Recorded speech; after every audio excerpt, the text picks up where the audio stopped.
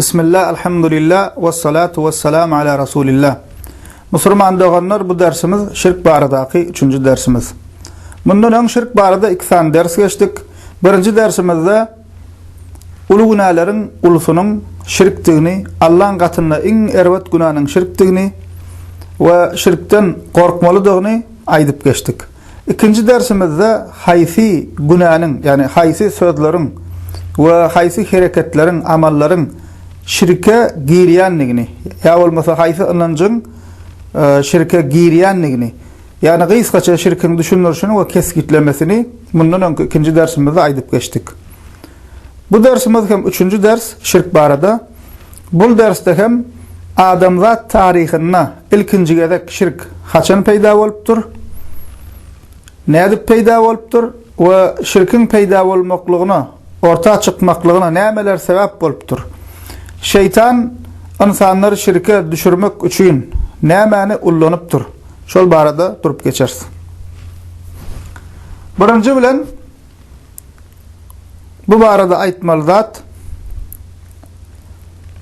Adem aleyhisselam bilen, yani Adem aleyhisselamdan ta Nuh aleyhisselama çenni insanların hemmesi musulman oluptur.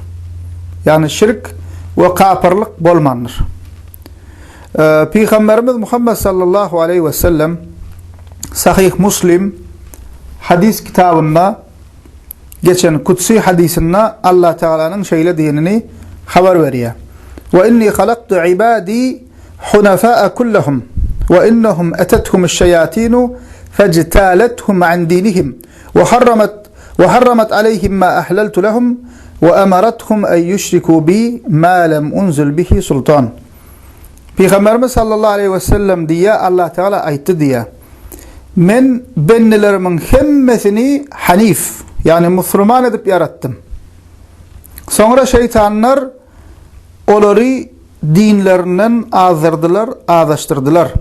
Ve onlara halal eden zatlarımı haram edip görkezdiler. Ve şeytanlar onlara delilsiz zatları bana şirk koşmaklarını buyurdular diye.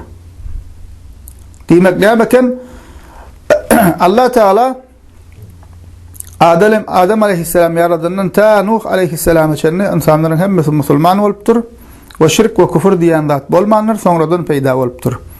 Ve bu barada tefsir kitaplarımızda hem aydılıp geçiliyor. Deyiliyor, kana beyne Adem ve Nuh 10 kurun kulluhum alel İslam. Yani diyorlar Adem bilen, yani Adem aleyhisselam bilen Nuh aleyhisselamın arası 10 asırdır. Yani 1000 yıl. Hemmesi hem musulmandır deyip aydılıyor. Şol Adem aleyhisselamdan Nuh aleyhisselam'a çenni 1000 yıl bareken arasında, yani 10 asır bareken şol karadakların hemmesi näme musulman deyip aydılıyor. İkinci mesele musulman doğanlar, bunu bilenimizden son demek näme asıl insanlar hemmesi iman eden musulman muvahhid ekenler. Bunu bilenimizden son musulman doğanlar ikinci mesele adamzat tarihinde ilkinci şirk ve butparazlık haçın döraptır. Ve ilkinci şirkin ve butparazlığın döremekliğine näme sebep boluptur. Adamzat tarihinde musulman doğanlar ilkinci şirk ve butparazlık Nuh aleyhisselamın kavmine peyda boluyor. Ve ilkinci şirkin ve butparazlığın döremekliğine bolsa insanların öz aralarına yaşap geçen takva, pir, veli adamlar barada öte geçip onları çenden aşağı tazim etmekleri ve onları özleri bilen Allah arasında aracılar hasap etmekleri sebep oluyor.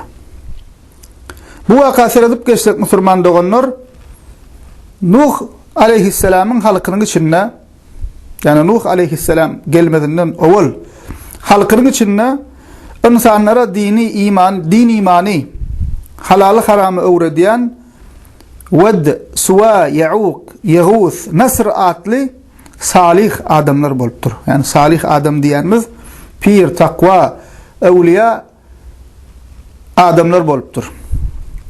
Ve halk hem olar gavuruptur ve gavsilaptır. Haçanlı bular dünyadan ötünü şeytan olaryň ýzyna galan adamlara waswasa berýär. Näme diýip waswasa berýär? Siz bu alimlaryň heykelini, ýadygarlygyny ýasaň we her heykele olaryň adyny dakyn. We bu heykelleri her görüňizde olary ýatlarsynız diýip waswasa berýär. Bunu sorun. Näme bir gowy pikir berýän ýalakka goýa. Bular ölüp gitdiler. Siz bular ýatlap durar ýalakka bularyň heykelini dikin. Şolaň ders beren ýerlerine, oturan ýerlerine we her heykele de yani her ýanky alimyň heykelini ýasap, her heykele de şoň öz adyny dakyn. We netijesinde siz bular görüňizde näme ýatlap durarsyňyz, unutmarsyňyz diýip waswasa berýär. Olar hem şeytanyň waswasa berşi ýalakka edýärler. Soňra bu nesil ölüp gidýär. Bulardan soňra gelen nesile haçan ilim azalyp iman, tevhid, din unutulup başlanna we ilim azalanna bulardan soňra gelen nesillerin içinde şeytan olara gelip näme diýär? Ata-babalaryňyz bulara, yani şu heykellere tazim togap ederdi. Olara ibadet ederdi. Ýagmyr gerek bolsa, ol ýerlere gidip diler diýip waswasa berýär. O wagtyň geçmegi bilen adamlar şol ýerlere gatnap başlaýarlar, şol heykellere. Bir rivayetde mazarlarına gatnap başlaýarlar. O şey dip ýuwaş-ýuwaşdan şolara dile edip, şolara ibadet edip, şey dip şolar näme? Butlaşdyrýarlar. Şey dip musulman doganlar adamzat taryhynda ilkinji butparazlyk goşuryp näme? Emele gelýär. Kur'an-ı Kerim'de Nuh surasının 23. ayetinde yankı azap geçen 5 kişimizin adi azalıp geçiliyor. Haçanla Nuh surasına haber verilişi yali Nuh aleyhisselam gelip ol şirk koşup görün, butlara sığınıp Allah bilen öz aralarına şol butları aracı hasaplap görün, kowmuna, halkyna gelip dawat edip dini düşündirip başlanna, yani bir Allah'a ibadet edin, bir Allah'a sığının, bir Allah'dan korkun, bir Allah'dan bağışlanma dilen deyip dawat edip başlanna ki Nuh aleyhisselam näme kan uzun näçe ýyllap galýar dawat edip halkynyň içinde olar hakka çağırıp halky Nuh aleyhisselam dinlemendirler. Hatta gelýär näme gulaklaryny ýapýardylar diýe dinlemejek bolup. O biri-birine näme diýen ekenler dinlemäň, wagt diýip şey diýip garalap erwet atlar dakyan ekenler. Ve şolaryň diýen sözleriniň birini hem ýanky Nuh aleyhisselamyň Nuh surasynyň 23-nji aýatyny Allah Taala şeýle habar berýär. Haçan Nuh aleyhisselam olara dawat edenne Nuh'un kavmi näme diýipdir? Ve qalu la tazarunna alihatakum ve la tazarunna wadda ve la suwa'a ve la yaghutha ve yauqa ve nasra. Olar diýdiler diýä Nuh'un kavmi. Ey halk, ey adamlar, siz Nuh'u dinläp, buň diýen zatlaryna kulak asyp, öz ilahlarinizi, yani şol çokunup beren butlary bar, öz ilahlarinizi taşlaýman. Soňam adyny tutup aýdýar. Waddi, Su'ani, Yaghuthi ve Yauqi ve Nasri taşlaýman diýär. Yani taşlaýman diýen näme? Yani olary tazim edip, olary togap edip, olaryň daşyndan aýlanyp, ýa bolmasa olara ibadet etmekligi, olara sığınmaklygy, olara öz araňyz bilen Allah bilen öz araňyzda aracı etmekligi taşlaýman bunu dinläp diýär. Çünkü öz ýanlaryny näme Nuh aleyhisselam adan hasaplaýarlar. Çünkü Nuh aleyhisselam näme diýärdi? Bir Allah'a sığınmaly, bir Allah'a ibadet etmeli, şirk koşmaly däl diýärdi. O şey dip şol 5 kişiň 5 san bütün adi Nuh surasynyň şu 23-nji aýatyny aýdylyp geçilýär. Näme diýdiler? Ve qalu la tazarunna alihatakum ilahlaryňyzy taşlaýman diýdiler. Ve la tazarunna wadda ve la suwa'a ve la yaghutha ve yauqa ve nasra. Waddi, Su'ani, Yaghuthi, Yauqi ve Nasr taşlaýman. Näme 5 san at. Näme kan? Wadd, Su'a, Yaghuth, Yauq, Nasr. Näşu 5 sany bütün ady şeýdip aýdylyp geçilýär şu aýda. Şol aýatda. Ve bul 5 adyň bu 5 bütün adynyň nerden gelip çykanlygy barada İmam Buhari İbn Abbasyň şeýle diýendigini getirýär. İmam Buhari rahimahullah İbn Abbas radıyallahu anh'ın şeýle diýendigini getiriyor. İbn Abbas radıyallahu anh sahaba şul ayetin tefsirine düşünürşünde şeýle diýär. Esma'u ricalin salihin min kavmi Nuh. فَلَمَّا حَلَكُوا أَوْحَى الشَّيْطَانُ إِلَى قَوْمِهِمْ أَنْ ينصبوا إِلَى مَجَالِسِهِمُ الَّتِي كَانُوا يَجْلِسُونَ أَنْصَابًا وَسَمُّوهَا بِأَسْمَائِهِمْ فَفَعَلُوا فَلَمْ تُعْبَدْ حَتَّى إِذَا هَلَكَ أُولَٰئِكَ وَتَنَسَّخَ الْعِلْمُ عُبِدَتْ. İbn Abbas radıyallahu anh bu 5 sani butların adı barada şeýle diýär. Bu butlar Nuh aleyhisselamın Nuh peygamberin halkynyň içinde ýaşap geçen ünsürün Nuh peygamberin halkynyň içinde ýaşap geçen salih kişilerin ýani ýaşyda takwa awliya pir adamlaryň adydyr. Haçanna bular dünýäden gaýdanna şeytan bul kişilerin ýygyna galan kowmdaşlaryna olar ýatlap durar ýaly olaryň oturan ýerlerine ýadygarlyk heýkel gurun we her ýadygarlyga heykele olaryň atlaryny dakyn diýip näme şeytan waswasa berýär. Halk hem şonu edýärler, ilki başda diýär ol heykellere ibadet etmeýärlerdi. Haçan ol nesil hem ölüp halk içinde ilm ýitenne, ýani tevhid, iman, şirk, küfür näme dig barada ilm ýitenne ol heykellere ibadet edip başladylar diýär. İbn Abbas'ın sözleri gotardy. Yani şul ayetin tefsirinde şirkin ilkinci adamlar tarihinin şirkin peyda boluşu barada qysgaça ýanky aýdanmaz we ondan soňraky Kur'an'a gelen ayet we şul ayetin tefsirine İbn Abbas radıyallahu anh şunu diýär. We şul tefsir aglaby bölek ähli sünnetin içinde tefsir kitaplarynda ýani Kur'anyň düşünürşi kitaplarynyň aglabasynda bar şul İbn Abbas'tan we başga da näme selef-i salihinden şul barada näme şul açıklamalar şul tefsirler aýdylyp geçilýär. Ondan soňra Nuh aleyhisselamın kavmini su basandan sonra, tufandan sonra bul butlar gömülýär. Ondan soň su çekilenden sonra ýene de şeytan bu butlar ýene täzen çykarylyp, tapylyp, ýene de insanyň içine bular ibadet edip başlanýar. Sonradan bul butlar Araplara geçýär. O ýanky İbn Abbas'ın aýdan sözüniň öň ýanyna İbn Abbas radıyallahu anh şul butlaryň Araplaryň yani adını tutup aýdýar. Haýsy butun haýsy Arap tiresine geçendigini ýeke-ýeke İbn Abbas radıyallahu anh näme ýanky sözüniň öň ýanyna aýdyp geçýär. Üçüncü mesele musulman doganlar şu wakadan öwrenmeli dersimiz. Şul wakadan öwrenmeli dersimiz näme? Yani şunu eşitip dinläp ha şeýleken adamzat taryhyna şirk ilkinji gezek şeýdip peýda bolupdyr diýip eşitip soň unutmaly däl. Şul Kur'an'da şul gelipdir, şul ayet Kur'an'ın tefsirine İbn Abbas'ın we başga alimlerimizin selef-i salihinin sözleri gelipdir, düşünürilipdir. Şundan biz näme öwrenmeli şu wakadan? Şul wakadan näme öwrenmeli, näme düşünmeli? Şu wakadan musulman doganlar öwrenmeli zadymyz şu wagt hem şeytan insanlar şu tuzak bilen şirke düşürýär. Yani Nuh aleyhisselamın halkyny näme bilen hatta insaniyet adamzat taryhyna ilkinji şirkin peýda bolmaklygyna we döremekligine şeytan näme sebäp etdi?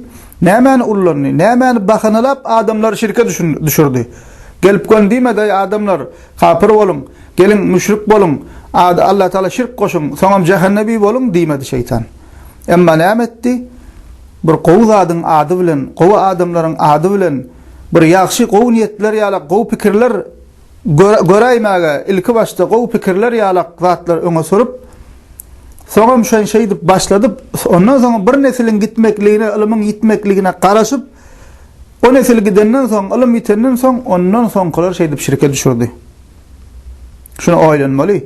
Şu döwürde hem şeytan şeýdip gowy zatlaryň ady bilen, gowy adamlaryň ady bilen gowy ýalagydyk görkezip adamlary şu tuzak bilen şirke düşürýär. 100 ýyllar geçse de, 1000 ýyllar geçse de häzir hem şeytan şu tuzağa ullanýar. Ve şu tuzağa hem insanlar düşýär. Misal üçin Hristiýanlar alsak, Hristiýanlar sorasaňyz İsa peýgamber söýýäňizmi kabul edýän bolsa söýýäsmi, kabul edýäsmi? Emma İsa aleyhisselam'ı söýmekleri we gowwarmaklar olar kafir bolmaklykdan halas etmedi. Ve näme netijede İsa aleyhisselam öwüp iň soňuna Allah diýip goýdular, Allah'ın oğlu diýip goýdular, Allah'ın bir bölegi diýip goýdular. Allah saklasın. Näme bolu şeytan şolary kimin adyny ullanyp alady? Allah Taala'nın peýgamberiniň adyny ullanyp goýa şonu söýýän ýaly gadyp, sileýän ýaly gadyp şoň ady bilen şolar näme etdi? Küfre we şirke düşürdi. Edil şonuň ýalakka Yahudiler Uzeyr Allah'ın oğlu diýip goýdular. Şuň kubunna Rafizi Şia'lar arasynda Hazreti Ali'ni gowwarýas, Hazreti Husaýny gowwarýas diýip näme diýerler soň? Şolara çokunup, şolara sığynyp, şeýdip dogry ýoldan çykyp gidipdirler. Şeytan şolar kimden alady? Hazreti Ali'ni gowwarmak bilen, Ähli beýti, peýgamberiň maşgalasyny gowwarmaklygyň ady bilen allap dogry ýoldan çykardy.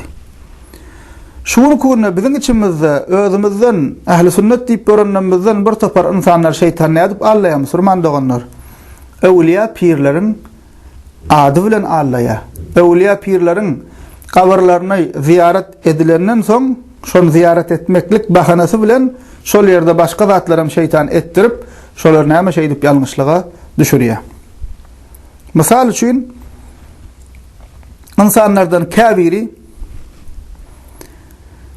bir kıyınçılığı bolsa, çağası bolmasa, hassa bolsa, jadylanan bolsa, gözlegen bolsa, ya bolmasa kıyılmasa, wagtynda durmuşa çykmasa, ya bolmasa ulak aljak bolsa, ya bolmasa öý aljak bolsa, ya da başka islenlik arzu islegi bolsa, ewliýalaryň kabirlaryny şol zatlary dilemek üçin gidilýän mukaddes ýerler diýip hasaplaýarlar. Yani şu zatlar dilemek üçin gidilýän mukaddes ýerler diýip hasaplaýarlar ewliýalaryň kabirlaryny. Şonuň üçin belli kabirler bar. Her kabirymda belli kabirler bar. Ýürüýte ýola çykyp, ulak tutup, kawat gyýdy erkek garym gatym bolup çykdyjy bir welaýetden başga bir welaýete goýa haja gidýän ýaly gadyp hajatlaryny, arzu isleglerini dilemek üçin şol ýerlere gidýärler. Yani kıdışmayalıkta hemme kabrada değil, belli kabrlara. Şimdi sözümü dinleyen kabir kişiler yanlış düşünmek mümkün. Kabra gitmeli değil mi? Ziyarete barmalı değil mi? Deyip. Gurrun İslam'ın ruhsat veren kabra gitmekine değil. İslam'da kabra gitmeklik var. Ölüleri Allah Teala'dan dile etmek için kabristanlığa gitmeklik var. Ve sogab. Ama İslam'da kabra gitmeklikten iki maksat var. Birincisi avrat almak, ölümü yatlamak, yüreği yumşatmak. İki, şol yerde ölüp yatan kişilere, musulmanlara Allah Teala'dan dile etmeklik. Şol iki maksat için kabristanlığa gitmeli ve sogab. Ünneliye. Ama bizim gurrunda oturan zadımız bundan başka maksatlarla kabristanlığa gidiyenler barada. Şimdi şol İslam'ın buyuruşu alakka kabristanlığa gidecek bolsak musulman doğanlar, İslam diýmänler bir welaýetden başga bir welaýete, bir ýurtdan başga bir ýurda gidin diýmänler. Sen ýaşaýan ýeriňe haýsy musulman mazarlyk ýakyn bolsa şoňa gideýmeli. Emma bu biziň diýen zatlarymyz näme? Öz ýerindäki mazarlyklardan böküp başga ýerlere gidýärler. Näme üçin? Çünki öz düşünjesini şoňa aýdylşyny, öwredilşyny ýalňyş düşünjede näme diýipdirler? Şol mazar sanlyk bar, şol näme gaty mukaddes ýer. Şoňa gitsen, şoňa gitmeli diýip näme düşünje berilipdir. Dine gavram del musulman doğanlar. Mukaddes ağaç, mağtum olin gören ağacı, plan olin nazar düşen kaya, plan nämen, plan yerden galan daş tip şeyle yerlere gidip görürler. Misal için Halaş'ta Hallacı Baba medresesi var, özüm gidip gören yerim, baran yerim. Şol yerde bir tut var. Mağtum olin gören tuğdu deyip, şol tuğda barıp yuptan yalar, ağlaba bölüm ayarlar çünkü näme saça dakylyan demirjikler dakıştırıptırlar ağaca. Şol ağaca şu zatlar dakıp görürler. Indi şol haýsy düşünje bilen edilýär. Ne şu taýda ne kabr we ne hiç zat. Maqtum bolýan näme? Allah rahmet etsin. Maqtum bolýan gören tut diýe. Yani dinne maqtum bolýan ýa bir alymyň nazar düşen tuda gidip dilen aýdylýar, şol ýerde bir arzuň bolsa edilýär, şol ýerde bir irmetmeli diýip bir nirde ýazylgy. Din şunu gollaýar, asla şoňa meňdeşler İslamyň buyrugymy, ýaşamanizmden galan zatmy. Ya olmasa qargalada bir yerde bir qayan tepesinde bir näme agaç baş oňdaşyna üýşüp oturup matadanyp zatlanyp şey diştirip asly şol zat sen hem dinine ziýan hem anancyna ziýan hem şol agaja ziýan. Agaja üýpdaňsaň oň ömrüni gysgaldy, şahalar guramak bilen bolýar. Emma insan kellesini işletmese hem daştawaraga ziýan berýär, hem özüne hem imanyna hem dinine ziýan berýär. Ol ýerlerini hapalap şol agaçdyr, başga da agaçlar bar. Emma şol agaça gidilýär. Näme şamanizmden galan zat. Käbir yerlerde ýöne bir daş, şol daşa kellesini goýup dilek edip Parawiýda mysal üçin Parawiýiň garpyzymyş daşa urulyp durmuş diýip İslamda nirde ba şol plan nirde şungal daşlara goýup kellen goýup dilek etme. İslam şungal zatlar etmeli diýem ya İslam şungal zatları ýok etmek üçin geldi. İslam şuna benzer zatları ýok etmek üçin geldi musulman dogonlar. Käbir yerlerde kabir diýip gidilýän yerlerde kabiram ýok. Yalançy mollalar adamlaryň şongal ýere gelýänlerini we sadaka bulup pul goýýanlaryny bilip käbir yalançy adamlaryň ýasan yerleri. Daşary ýurtlarda Türkiýede Arap döwletlerine kän şungal mazarlaryň ustaçyldy. Gaziyalar hiç adam yok. Ya bir eşek gömüp koyupturlar ya başka bir zat. Sonra musulmanlar ol yerlere gidilenne yanına kimisi pula kidiya, kimisi çörava kidiya, koyuna kidiya, o şuna mendeşlatlara sadaka deyip, nem şuna mendeşlatlara sadaka deyip akidiyalar, o şu yerlerde koyup kaydiyalar. Yine bellap aydiyan sadaka berip sogabını ölülere bağışlamak doğru zat ve İslam'ın ruhsat berýän zady. Onun üçin sadaka berjek bolsaň, ol plan mazara, plan ýere gitmeli diýen zat ýok. Sadaka berjek bolsaň, berjek sadakaň alyp garyp gasara gitmeli, mätäje gitmeli, ýetim ýetire barmaly. Oňa aýdywam durmaly, sadaka diýip, ulyla gorkezem durmaly, men sadaka berýän diýip. Sadaka näçe gizlin bersen şonça gowy. Akydip berýän soň diýen kime soňabyny bagşlajak bolsaň, atama eneme Muhammed ümmetine sallallahu aleyhi ve sellem diýip bagşlanýar. Emma sadaka verecek diýip ýanynda ojuk bujuny alyp goýunyny alyp süýjü kökany ýa bolmasa petirini alyp gidip şol mazarlyga baryp ol ýerde goýun kesip ol ýerde gadan atyryp bu hil sadaka İslamyň gollaýandagy däl. Ol sadaka da däl. Çünki ol ýerde mätäje berilenok ýene baryp özi gaýdya, özi bolmasa özi ýalak gaýdya bolmanda şo ýeriň ýasama mollalar şo pullar alýan ýerak gidýäni Allah bilýär. Hawa Yankı dişim yalak ol yerlere varıp kabryň daşyndan aýlanýarlar. Käbeň daşyndan tawaf edilýär. Käbeden başgalardyň daşyndan aýlanylmaýar. Emma näme şol ýerde näme kabryň daşyndan aýlanýarlar, dilek edýärler. Yankı yalak ýüzüni ýa elini mazara, diwara, daşa goýup dilek edýärler. Agaja ýa-da başga ýere arzu edip ýupdanýarlar. Yankı bolmasa diňe agajam däl. Diňe agajam däl. Taryhy bina bolsa şodak bir ýupdan bolýan ýeri bolsa daňyşdyryp ýörler. Ama şu yalnızsa tarihi bina galıptır, arasalap saklamalı, o tak yuptanıp otayını hapalap yormalı del. Ama kavir näme tenge taşlayaş otak, kavir açar taşlayaş edip, ırım edip, dilek edip, arzu edip, şuna mendeşlatlar edilýär. Misal için 40 qyzda, Lewap vilayetinde, Koytannagda 40 qyzda, gowurdokly ýalňyş masam täze magdanly bolmaly ady. 40 qyz gowag we şol ýerde gowaň içine näme diýerler bir palçyk alyp bir ucundan mata dakyp gowaň ýokaryna zynýarlar. Näme şu arzu edýärlermi, ýapyşdy arzuň kabul bolýan, ýapyşmasa bolan, amma şoňa meňdeş bir näme batyl ynançla esaslanyp şunu edýärler. Ne gözel gowak, ne gözel dağ Allah Taala yaradypdyr, arasda saklamaly taýyny. Barmaly, görmeli, gezmeli. Emma gowaw görseň musulman dogana şu gowaň boş ýeri ýok, ýokaryna şol matamarlyk hapadan doldurup goýupdyrlar. Öýüň içine şey edip şolatlar yapıştırıp koysan misal için öýüň içine palçyk syňyp öýüň ýokaryna yapıştırıp koysan kabul edersiňmi şonu öýüň içine şey edip nemetmekle ya bu hapaçylyk diýersiňmi? Allah Taala yaradan yerleri awadan arasda yerleri tebigaty arasda saklamaly, gowy saklamaly. Emma gidip şol batyl inançlary esaslanyp bir hapa, kirli, nejis suratda şo taýlan şey edip matamarlykdan doldurup gaýdýarlar. Asliýetinde şo taýda goraxanaň işgärleri eger düşünýän, bilýän bolsalar, mollalar, müftülükler şu taýda ýazgy goýmaly. Adamlar şu taýda gelip şol ırımlar, batyl zatlar etmäň, dine tersdir, tebigaty hapalamaň, arasda saklaň diýip duýduruş goýmaly. Köp ýurtlarda da edilýär, düşünýän, bilinýän ýerlerine şu zatlar edilýär.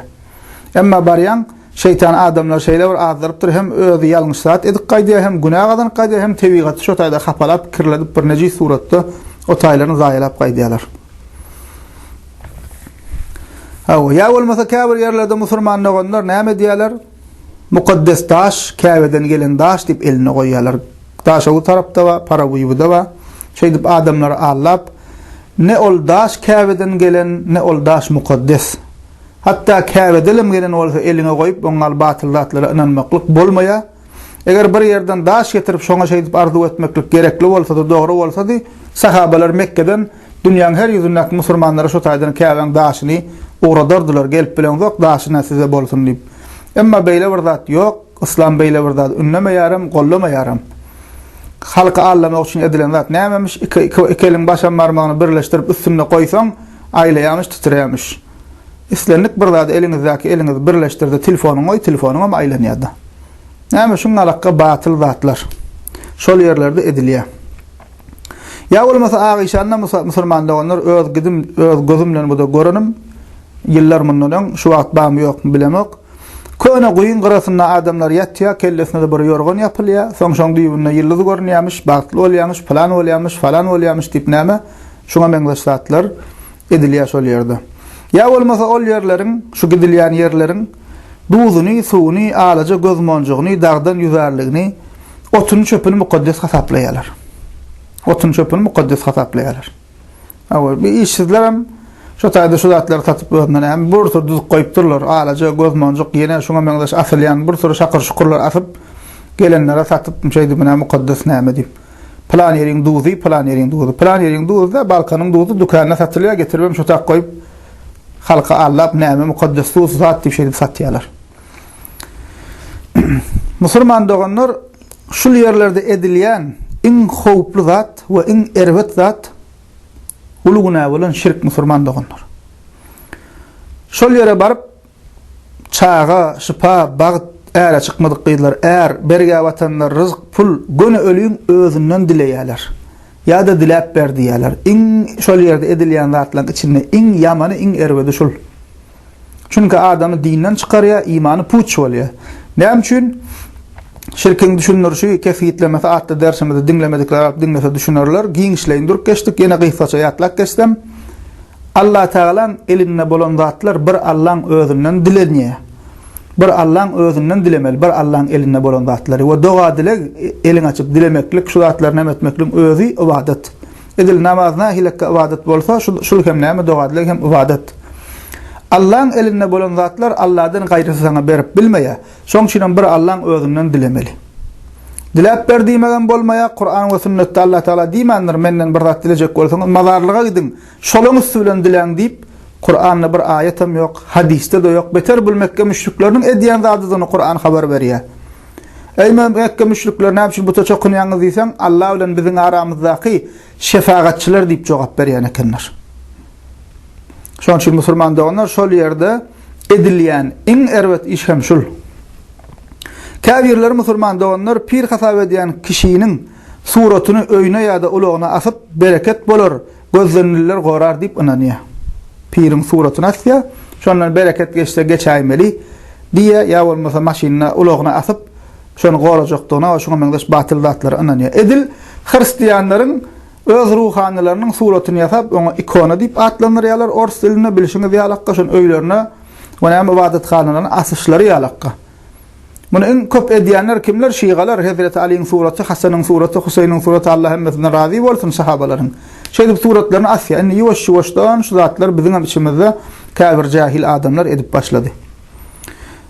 Mundan beter näme diýär käbirleri? Ötüp geçen pirler we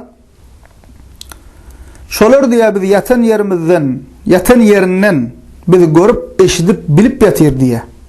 Yetiş diýsen yetişýär, gora diýsen goraya diýip bir Allah'a mahsus zatlary şolary ýönkeýärler. Yani nämemiş darda galsan, kynçylykda galsan şol pirler var, şolara yetiş ya pirim, yetiş näme, gora diýsen goraýamyş, yetişýämiş. Şol wasyplan hemmesi bir Allah'a mahsus musulman dogan. Seni hemme ýerde eşitip oturan, sen gizliliğini, aşkaryny bilýän, tutuş insaniýet şu wagt ýer ýüzünde bar bolan 8 milyar diýerler.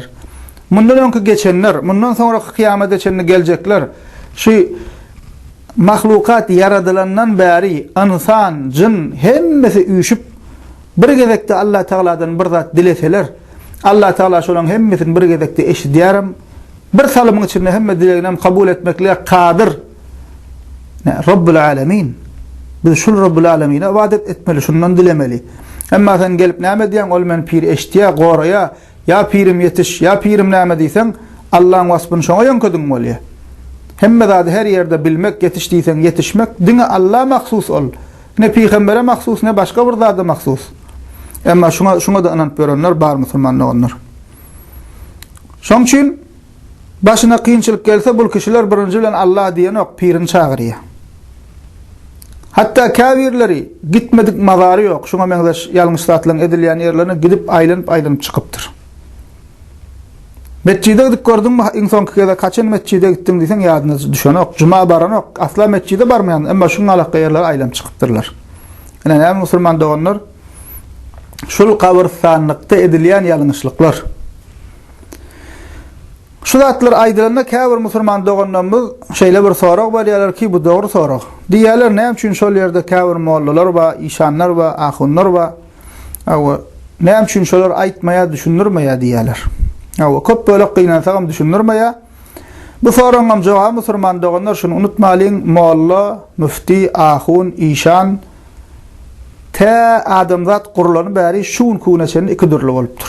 Bir Allahyň mollasy, yani hak mollalar, hak ahunlar, hak pirler, biram şeytanyň mollasy bolupdyr.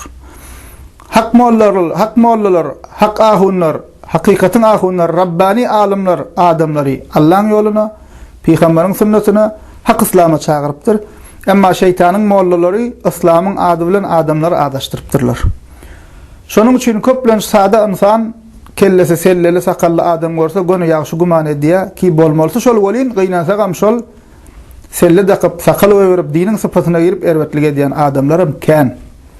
Şonuň üçin musulman doganlar soň ummatyň içinde de şoňa meňzeş adamlar kän.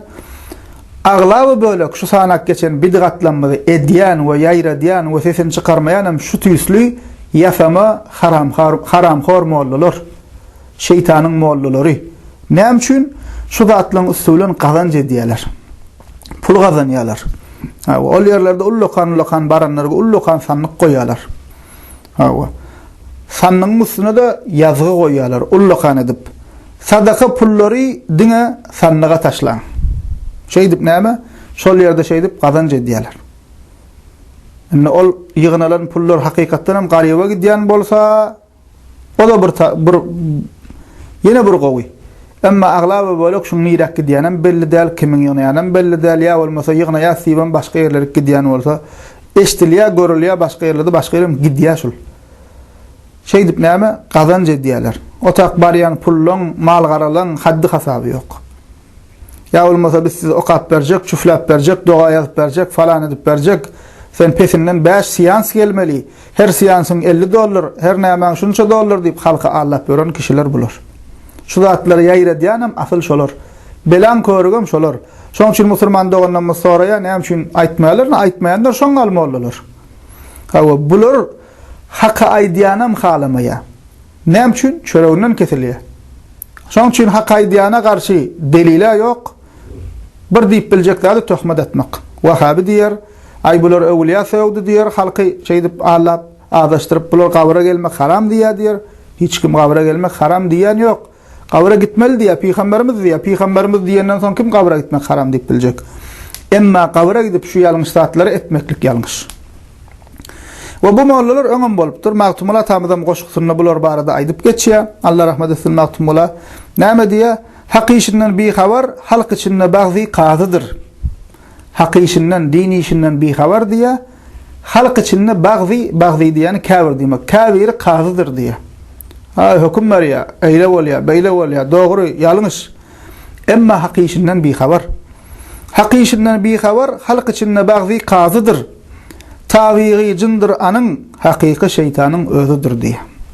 Başka setirlerini aýdýar, magtum bolup başa baglap selliler, aç böre de yortup niçe mollalar halaldan haramdan ýygnap gallalar herne tapsa dinmay dıqa başlady. İşanlar her gapyda tapylar, mollalarna ýok mujabet ýapylar. Öwliýa men diýip jöwü sopylar gıygyryp asmana böke başlady. Şoňa meňdeşdirler Magtym Mulat amyň Allah rahmet etsin goşgularyna kändir. Şeýdip şoňa meňdeş haramhor ýasama mollalar, şeytanyň mollary näme tanqid edýär. Öňem bolupdyr, häzirem ba bundan soňra bolar. Şoň üçin näme? Şunan bilelim musulman doganlar. Kabirlaryň başynda musulman doganlar şu hili şirk we bidgat zatlary etmekligiň günäsi. Şol öwliýalaryň kabrına baryp arak içmekden, şol yerlerde aýdymsal gygyrdyp tans etmekden beterdir. Näme üçin? Sebäbi musulman doganlar aragyň haramlygyny akly ýerine her musulman bilýär. Uly kiçi, ilmli, ilmsiz, dinden habar bolan, bolmadyk, azakany musulman bolan, akly ýerine bolan her musulman bilýär arak haram. Emma näme şirk, näme bidgatdygyny halka bir tarapda dursun, bir topar molla adyny göterip ýörenler bilen oklar. Beter ol zatlara sogap zatlar muhadip edýärler. Şeytanyň söýýän amaly musulman doganlar sogap suratyndaky günäler. Çünkü ady daşyndan içinden günädigi belli bolup duran zady ahir bir gün adam taşlajak günädigini bilip edýär.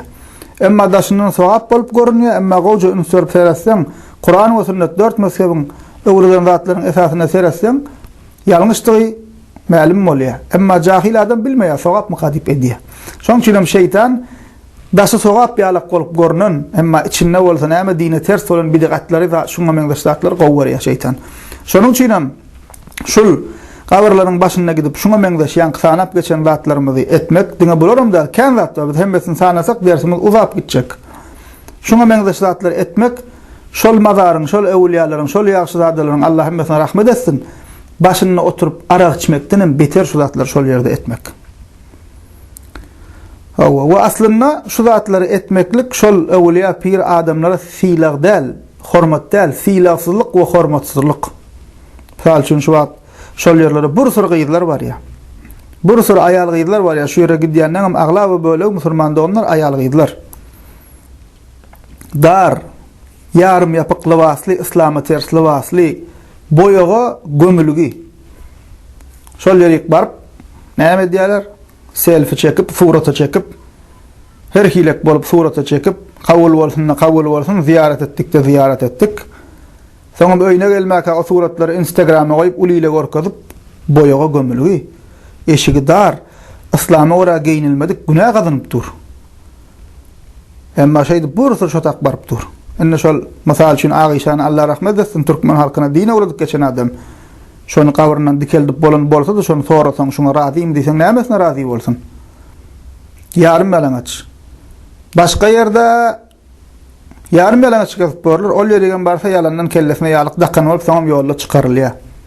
Bu ýalyk, bu örtünmek kim üçin edilmeli? Allah üçin edilmeli. Allah üçin etseňem hemme ýerde örtünmeli. Bu munafyklyk, ikiyüzlük bolýar. Yani şuna meňdeşdirler yarım melaňaç boýaga doňulygy ýa bolmasa oglany gyýdy diýär bir-birine näme mahram okugy torana ma şotaýlar diýerler. Para goýýar ýene bir diýerler. Bir-birine näme mahram sen bir ýerde beýdip gülüşip oýnaşyp surata düşüp sadaka berýär bahana bilen beýdip gitmekligi ursat ýok diýinne. Günahkarçylyk ba. Emma şuna meňdeşdirler edilýär musulman doganlar. We ýa-ni gydyşym ýalakka şul aýdylan zatlaryň hemmesi näme bahanasy bilen edilýär? Öwliýa gabryny ziyaret etmek, pirin gabryny ziyaret etmek, gabr ziyaret etmek diýen bahana bilen şoň adyny bahanalap şeytan etdirýär adamlara şunlary. Daşa o zaman misal üçin o depeden aşak toğlanyan aýallar depesi wa ýapylypdyr diýip eşitdik. Allahu alem şeýle gurrun wa ýapylypdyr diýip ýapylmadygan bolsa ýapylan bolsun. Kim yapanan bolsa Allah razy bolsun. Eşdenler ya görenler. Aýal gyýdylar depeňi ýokarsynda durýar, üstüne bir galanlak içmek ýaly bir zat geýip aşak toğlanyp gaýdy. O toğlanyp gaýsa masgara ýerde ýatýar şo taýdaky molly eli bilen onu ellep itik goýberler. Näme ahram ellemek bolmaýar. Itik goýberýär aşak, ol aşak barýança saç açylyp, etek açylyp, ýarym balaňa çolup toğlanyp aşak barýar. Depeden aşak baryndan soň aşakda iki tane gabryň daşyndan aýlanyp soňam ýyzyna çykýar. Ýyzynan çykandan soň bu molly şeytanyň molly soňa tewir edip berýär. Bir akıllı hem çykyp diýenok, sen plany näme tewirni okuýaň, sen etek açylan okuýaňmy ýa gabryň daşyna aýlanyp şirk goşan okuýaňmy näme diýeň bu? Mekke müşriklerim yerde toğlanmayadılar şeydip Mekke müşrikler butların başında. Bul ediyen Mekke müşriklerim görse binamıslık diyecek belki. Ama yapılıptır deyip eşittik. Gidip şon näme şeýle ediýän şu zatlar diýsen näme diýjek? Biz ziyaret edýäs, kabir ziyareti, ewliya ziyareti, pir ziyaret diýjek. Pirem senden bizar, ewliya da bu zatlardan bizar. Allah'ın hem halamayan zady, şeriatını hem kabul etmeyen zady. Şoňa meňdeş zatlar ba. Ve Müslüman doganlar dini şul aýdylan zatlar bar. Dini asıl çeşmesinden, Kur'an we sünnetten, 4 mezhepten dogry öwrenen, dini yoymayan, bidgat çıkarmayan, hakkı gizlemeyen, dürs ahun mollalar, talipler, şu edilen işlerin bir bölümünün şirk dini, bir bölümünün şirke sebep bolan bid'at ve İslam'a ters, bid'at ve İslam'a ters işler digin näme bilýärler. Açık aydın kitaplarımızda bu zatlar näme dine tersligi besbelli bolup aşkar bolup dur. Ve şul ýalňyş zatlara meşgul bolup ağdaşıp gören ve halkı hem ağdırıp gören mollalar ba. Şolaram eger niyetleri hakkı gözlemek bolsa, hakkı öğrenmek bolsa, Kur'an-ı sünneti ve 4 mezhebin kitaplarını okasalar, özleri okap bilmese de ki okap bilen oklar cahil bir topori, Arapçada bilmeye, okabın bilmeye kitaptanın bir haber bilyenlerden sorasalar, hak aydiyen ulemalardan, alimlerden, taliplerden, şu zatların dinin ve ters zatlar dığın näme şolaram bilerler. Şolaram näme tövbe etmeli şu zatları öwrenip, eger niyetleri hakka şu zatları bilip tövbe etmeli, eger niyetleri hakka öwrenmek bolsa. Yani hemen howply zatlar aýdýarlar halkyň içine näme diýip ýaýradýarlar? 360 ziyaret etmek, Kabe ziyaret etmek ýalakmyş. Araplar hem şol ýere getip bilmeýärmiş. Bu nähil jahillik, şeytanyň berýän waswasasyndan başga zat däl. Dünýäde hiç ýerin ziyaret etmeklik, Kabe'ni ziyaret etmeklik ýerini tutmaýar. Zerre ýalagym oň ýerini tutmaýar. Kabe ziyaret etmek başga zat. Ömrüdir, haşdyr. Emma näme şol edýän bid'atlaryny we hurafalaryny dogry görkezmek üçin näme halky şey dip näme allaýarlar. 4-nji mesele musulman doganlar bu babatyny aýtmaly zatlarymyzdan şuňa meňzeş zatlary etmek, kabirler taqdim etmek, kabirlerin başynda namaz okumak ýa kabirlere secde etmek, şuňa alaka kabir paraçylyk etmek, ýa bolmasa kabirlerin üstüne binalar gurup şol ýerde ibadathana öwürmek, öňkü ýaşap geçen kowumlaryň, hususan Ýehudi we Hristiýanlaryň azmaklygyna sebäp bolan zatlar şular. Şolaryň dogry ýoldan çykmaklygyna sebäp bolan zatlar.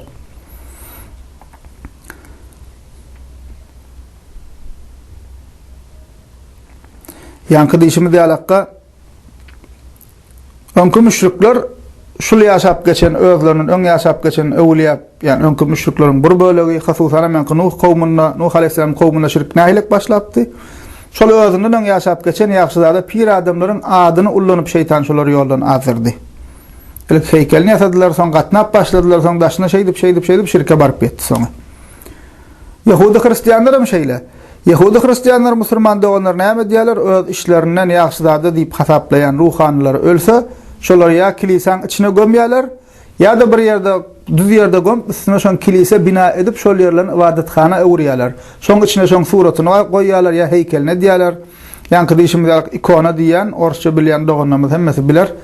Gözde soňa taparsyň ikona diýip şo ýaşy zatlaryň suratlaryny çekip şol zatlary öz ibadathanalarına we öýlerine asýarlar we öz ýanlaryndan näme söýgüň piri, näme piri diýişler ýalakka näme rızık berýän pir, çaga berýän, näme ikonasy diýip şeýdip öýlerine atyp şolara sagyryp ýa-da şolar özleri bilen Allah aralaryna arajylar edinýärler. Ýehudi Hristiýanlarda bardat hususan hem Hristiýanlarda görüp bilersiňiz. Şonuň üçin haçan sahabalar Peygamberimiz Muhammed sallallahu aleyhi ve sellem'in sahabalary Etiopiya, Hebeşistana gidip gelenlerinde şol ýerde Hristiýanlar ýaşaýan eken bir kilise görýärler. Ýani Hristiýanlaryň çerkif diýerler, şol ibadathanasyny görýärler. We içini şeýle bir bezapdyrlar we içine suratlar, zatlar asyp duran eken. Ve şol Medine gelenlerinden soň ýanky sahabalar Peygamberimiz Muhammed sallallahu aleyhi ve sellem şol ýerde görün zatlaryny gurrun berýärler. Bu hadisem Müslim'de geçýär, Sahih Müslim hadis kitabynda. Şonda Peygamberimiz sallallahu aleyhi ve sellem şolary dinläp şeýle diýär. İnne ulaika iza kana fihim raculus salih famata banaw ala qabrihi masjidan wa sawwaru fihi tilka as-suwar ulaika şirarul halqi indallahi yawmul qiyamah. Peygamberimiz aýdýar, ol kişiler diýär, ýani siziň şol Etiopiýada Kepeşistanyna gören kiliseleriniz bar diýär. İçinden suratlar afak ruhanyň suratlary we başga şekiller we heykeller bar. Ol kişiler diýär haçanna aralaryna bir salih kişi ölse, ýani özlerçe ruhani pir we uliya diýip hasaplayan kişiler ölse, ol kişiniň gabrynyň üstüne ibadethana, ýani mescit, ibadet edilýän yer gurup içinde diýär şol suratlary goýardylar diýär. O dowam edýär Peygamberimiz. Kıyamet gününde Allah'ın katına bu kişiler in şerli, in yaman kişilerdir diýip aýdýar. Şeýdip şol kabirlaryň üstüne ibadethana gurup, şol yerleri tagzim edip, şeýdip içine suratlar asyp şolary mukaddesleşdiren kişiler Peygamberimiz näme diýip atlanýar? Allah'ın katına kıyamet günü in şerli adamlardır diýip aýdýar. Şonuň üçin musulman doganlar tarih boyu şirke düşen, Allah'a şirk koşan müşriklerin, müşrik halkların aglawasynyň aňyrtynda nämeler bar eken? Şol kabirleri tagzim etmek, awliya pirler barada öte geçmek, ýa bolmasa suratlar çekip şol suratlary mukaddesleşdirmek, heykeller ýasap şol heykelleri mukaddesleşdirmek bar eken. Asyl şol zatlardan başlapdyr. Aglawa bölek adamzat tarihinde şirke şol zatlar sebäp bolupdyr. Soňra ular näme? Şirke sebäp bolupdyr. Şonuň üçin Ahl-i sünnet alimlerinden Allama ibn al-Qayyim rahimahullah Zadul Ma'ad adlı eserine näme diýär? Ve galibu şirkel umumi kana min cihati suwar wal qubur diýip aýdýar. Ýani şirke düşen halklaryň şirke düşmeginiň köp böleginiň sebäbi surat, heykeller we kabirlerdir diýip aýdýar. Ýani mundan sanap geçen hurafa we şirk bolan alimler ya şuna meňdeş dine ters zatlar şuň kuguna hem nirde edilýär musulman doganlar. Hemmemiz bilýär şu kabirleriň başynda edilýär. Awliya pir ziýaraty bahanalap, goýa şu ziýaratyň bir bölegi ýalak edip şu zatlar edilýär. We aglawy bölek insanlar şoýa diýen işiniň sowapdygyna we dogurdygyna ynanýar. Hususan men ýalak başynda da ýasama mollalar diniň arkasy bilen kazanç edip sesini çykarman, şutak ziýarata gelmek, Kaaba ziýarata gelen ýalakdyr ýa ýenidir diýip şeýdip näme halka Allah wetir. Aglawy bölek şu zatlaryň dogurdygyna inanyp edýär we kabirlaryň başynda edilýär şu zatlar. We Peygamberimiz sallallahu aleyhi ve sellem ýani kabirleri ibadethana edilmezlik, mescit edilmezlik baradaky kan tawşyrklary we dersiniň men okanym 14-15 tane hadis. Aglawy näme Buhari, Muslim hadisleri we başga hadis kitaplaryna gelýär we başga da hadisler bar. Ýene şol hadislerden birine seretsek Peygamberimiz sallallahu aleyhi ve sellem diye Müslim'de geçen hadisinde "Ala inne men kana qablakum kanu yettehizuna qubur enbiyaihim ve salahihim masajida fala tettehizul qubura masajid fa inni enhaakum an zalik." Peygamberimiz diye dikkat edin diye ey ümmetim, ey musulmanlar ünsürün diye. Sizden ki diyen kim? Yahudi Hristiyanlar peygamberlerinin ünsürün, peygamberlerinin ve kimlerin? Salihlerinin, yani evliya pir hasaplayan adamlarının kabirlerini mescit ibadethane edindiler. Ondan devam ediyor Peygamberimiz. Kabirleri mescit ibadethane edinmeyin. Men size bunu qadagan edýärin diye. Fe inni enhaakum an zalik. Men size bunu qadagan edýärin diye. Yani kabirler ibadethane öwürüp ol yerlere üstüne ýanky bina gurup ýa şoňa meňde saatlar edip ol ýerde namaz okap, ol ýerde namazlyk goýup secde edip Allah taýýanlaýan yerlere öwürmeklik, goýa bir ibadethana ýaly kabul etmeklik kabirstanlyklary we kabirleri, hususan peýgamberleriň we ölüp geçen ýaxşy zatlaryň kabirlerini öňkü ümmetleriň azmaklygyna sebäp bolan zat peýgamberimiz bunu ümmetine qadagan edipdir. Ve Aýşe enemizden rivayet edilýär, Buhari we Muslim'de geçýär bu hadis. Peygamberimiz sallallahu aleyhi ve sellem hassalanýar soňam dünýäden gaýdy. Yani dünýäden gaýtmazyndan öň hassa bolup 4 gün hassa bolup ýatdy. Ondan soň dünýäden gaýdy. Şol dünýäden gaýtmaklygynyň 4-5 güni öň ýaly Peygamberimiz sallallahu aleyhi ve sellemiň aýdan hadisleri bar. Şol hadisleriň biri musulman doganlar Aýşe enemiz rivayet edýär. diye ve anha qalet qala Rasulullah sallallahu aleyhi ve sellem fi maradihi allazi lem yakun minhu Diýär ki Peýgamberiň hassa bolup soňam şol hassalygyndan galmadygy, dikelmedigi hassalygy bar diýär. Ýani näme şondan soň dünýäden gaýdan hassalygy. Şonda şeýle diýdi diýär. Peýgamberimiz sallallahu aleyhi ve sellem: "La'anallahu al-yahuda wan-nasara ittakhadhu qubur anbiya'ihim masajid." diýip aýdýar Peýgamberimiz. Diýär Allah Yahudy we Hristiýanlara lagnet etsin diýär. Olar Peýgamberleriň kabrlaryny mescid edindiler diýip aýdýar. Yani sörün haçan ýaşyn Peýgamberimiz dünýäden gaýtmaklygyň 4-5 gün öň ýani. Başga bir rivayetinde şol hadisiň Peýgamberimiz sahabalary ýanyma çağıryn diýär.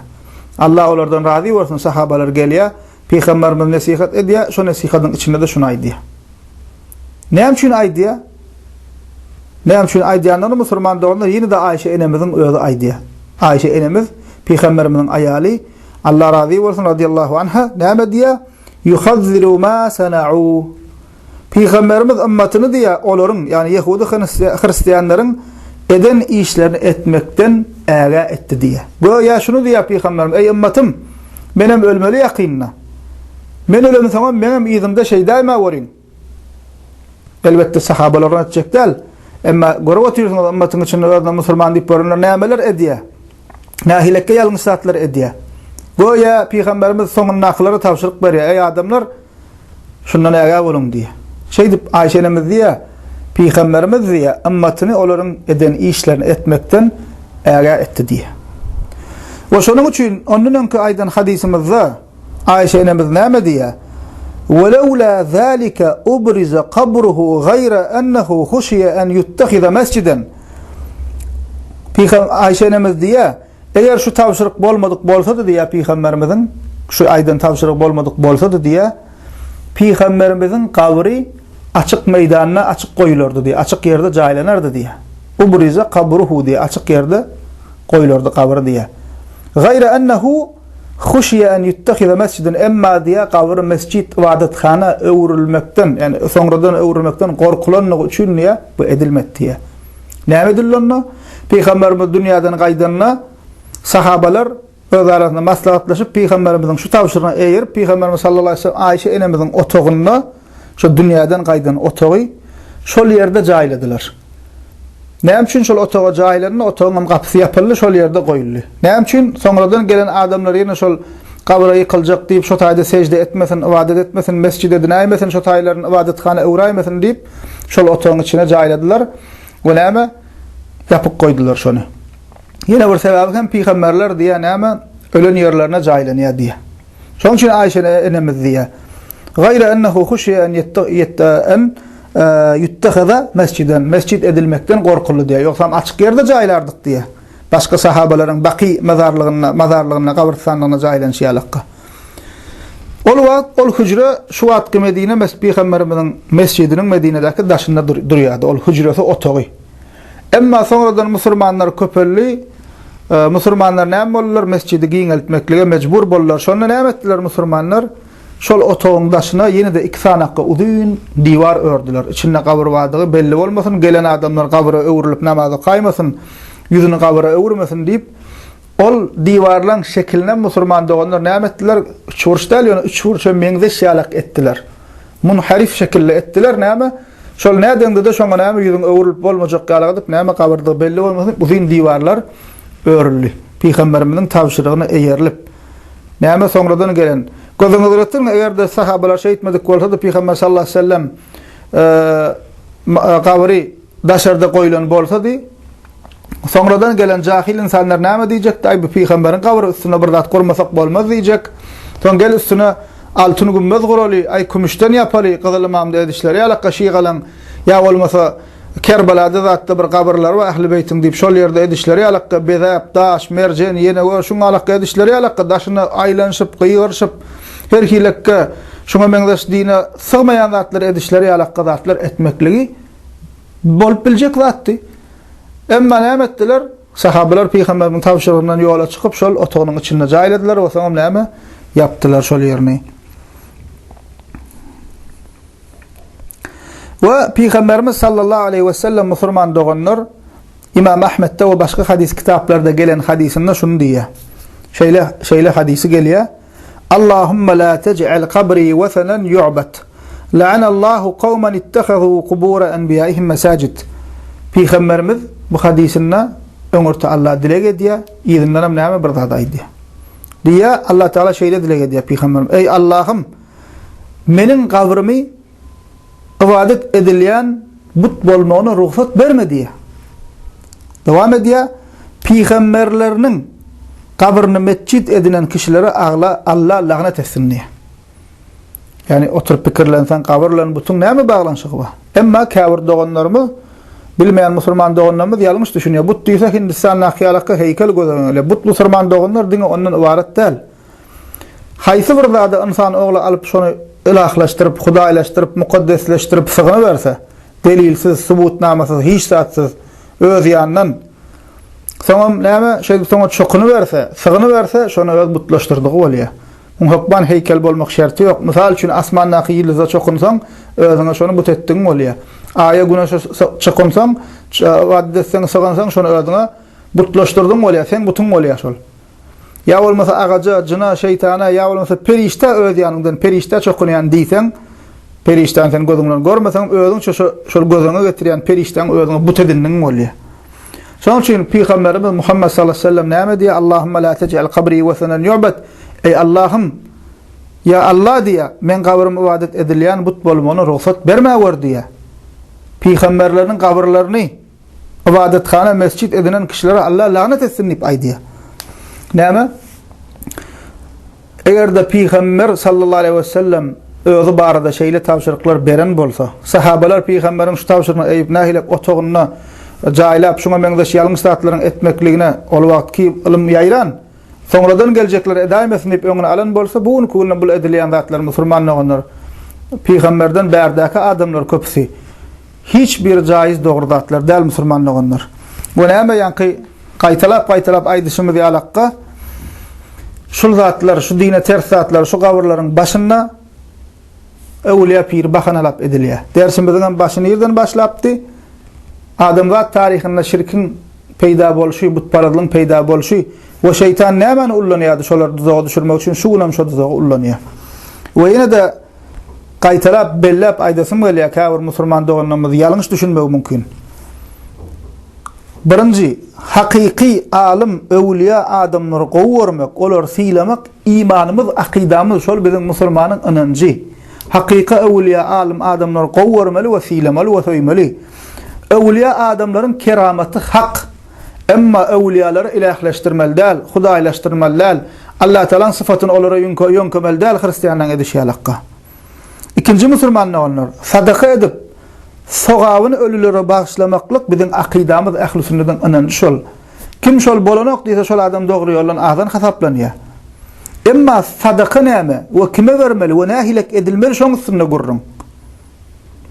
Musulman dogan sadakaň bolsa plan mazara, plan gawra akitmeli däl. Sadakaň birinji bilen sadaka ady üstünde. Sadaka kime berilýär? Mätäje bermeli, garyba bermeli, ýesire, ýetime bermeli, maýyp müjribe bermeli.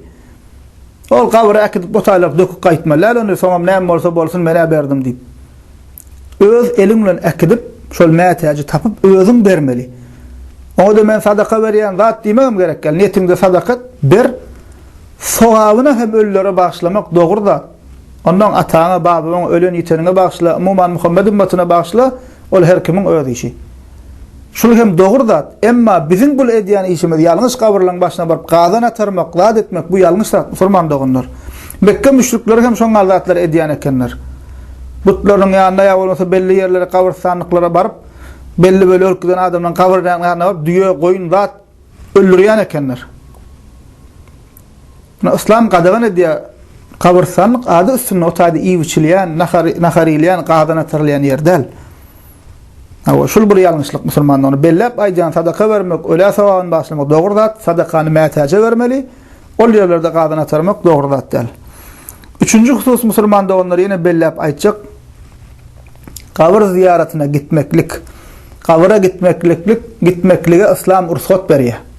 Peygamberimiz sallallahu aleyhi ve sellem hadisinde diýär, Hakimde geçýär, Enes radıyallahu anh rivayet edip aýdýar: "Ela tazuruha fa innahu yariqqul qalba ve tedma'ul ayna ve tuzakkiru'l ahire." Muhammed sallallahu aleyhi ve sellem diýär, ey ümmetim diýär, Kabristanlığa gidin diye. Ne için gitmeli ya Resulallah?